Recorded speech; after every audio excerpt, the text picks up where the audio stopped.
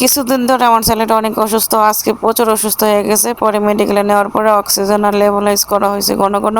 যদিও লেবুলাইজ আমি ঘরেই করি, কাজে হচ্ছে না, তারপরে অনেক অসুস্থ হয়ে যায়। তারপরে মেডিকেলে নেওয়ার পরে ইমার্জেন্সি ডাক্তাররা অক্সিজেন প্লাস লেবুলাইজ একসাথে করা হয়েছে। সো তারপরে সন্ধ্যা পর্যন্ত ওইখানেই ছিলাম। তারপরে বলল যে আপনারা অন্য কোনো মেডিকেলে ভর্তি নিয়ে দেন।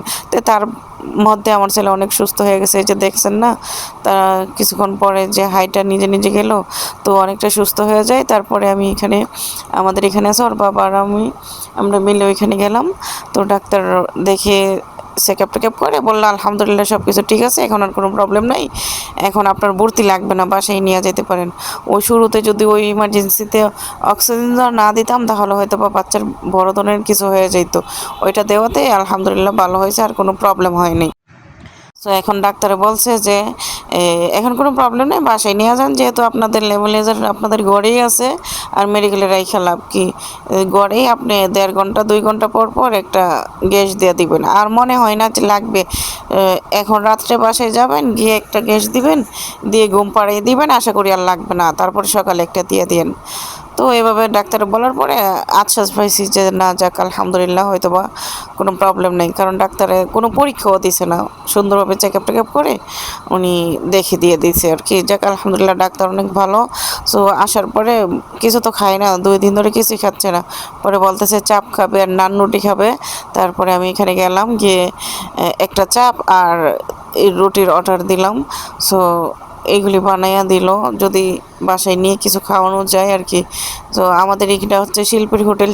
শিল্পীর হোটেলটা হচ্ছে আমাদের এলাকার মধ্যে অনেক ভালো, এবং ওনার এখানের চাপটা বলেন, নানটা বলেন, সব খাবারই মাসাল্লাহ ভালো মানের হয় আর কি, এবং ভালো পারফেক্ট হয়। তো ভাবলাম যে ঠিক আছে, কিছুই খাই না। তো ওর বাবা কিছু ফল টল কিনে নিয়ে গেছে। আর আমার বাসা, মেডিকেল, ইভেন আমাদের সব কিছু আমাদের বিল্ডিংয়ের পাশেই, বুঝছেন।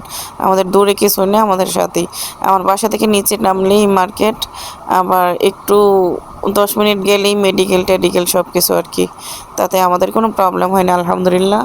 সো ওর বাবারে বলছি যে আপনি ওরে নিয়ে বাসায় যান, আমি চাপ নিয়ে আসতেছি। তো আমার চাপ হয়ে গেছে, এখন আমার চাপ আমার হাতে দিয়ে দিব, আমি টাকা পে করে চলে যাব। তো সব মিলাই যে বাচ্চারা যখন অসুস্থ থাকে, আল্লাহ একবার, একজন মায়ের যে কত কষ্ট হয় এটা আল্লাহ পাক ছাড়া কেউ জানে না। আসলে কি শুরু থাকতে বুঝি নেই, এখন মা হয়েছি তো বুঝি। আর হ্যাঁ, আরেকটা কথা, আমি অল্প বয়সেই তো মা হয়ে গেছি। যদিও 2-4 বছর আগেও আমি যেটা বুঝতাম না, এখন এটা বুঝি, বুঝছেন। সো এই বয়সে যে আমার কত দায়িত্ব আল্লাহ ভালো জানেন। আলহামদুলিল্লাহ, যাই হোক আল্লাহ ভালোই রাখছেন। আমি কিন্তু সব কিছু ঠিকঠাক মতো করার চেষ্টা করি, আল্লাহ যদি সফলভাবে রাখেন। তো সবাই আমার জন্য, আমার পরিবারের জন্য, আমার বাচ্চাদের জন্য দোয়া করবেন, আমার পাশেই থাকবেন। চ্যানেলটা সাবস্ক্রাইব করবেন, আর পেজ থেকে হলে পেজটা ফলো করে রাখবেন। আজকের মতো এখানেই বিদায় নিলাম।